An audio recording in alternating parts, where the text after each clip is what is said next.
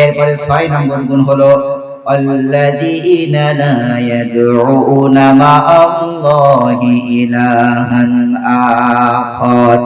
6 নম্বর গুণ হলো তারা আল্লাহর সাথে কাউকে শিরক করে না, আল্লাহর সাথে কাউকে ডাকে না।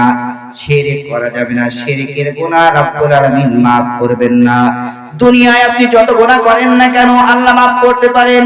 হাদিসের ভিতর আসছে আল্লাহ বলেছেন, ও বনি আদম শোনো শোনো শোনো, তোমার গুনাহ যদি পাহাড় সম পরিমাণ হয়ে যায়, তোমার গুনাহ যদি জমিন পরিমাণ হয়ে যায়, আমি আল্লাহর কাছে যদি তোমার এই গুনাহের জন্য যদি ক্ষমা চাও, আমি আল্লাহ তোমাকে ক্ষমা করে দেব।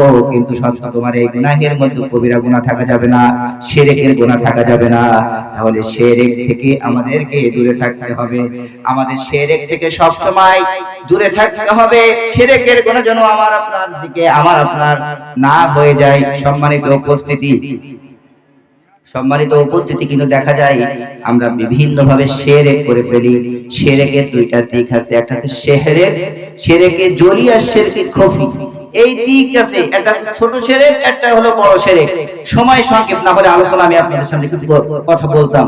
কারণ শিরকের যে দিক আছে, যদি আপনি যদি শিরক করি তাহলে আমার আপনার স্থান জান্নাতে নাই, স্থান হবে জাহান্নাম। কোথায় হবে? জাহান্নাম।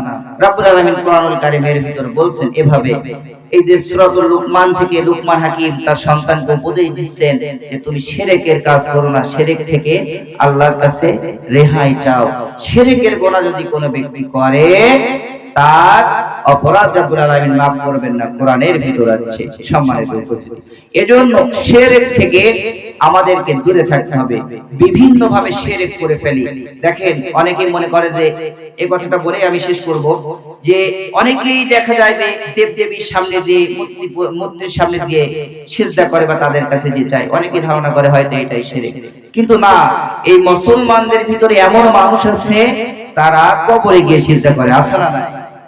পীরের দরবারে গিয়ে সিজদা করে, আছে না নাই? পীরের কাছে গিয়ে সন্তান চায়। সন্তান দেওয়ার মালিক একজন, তিনি কে?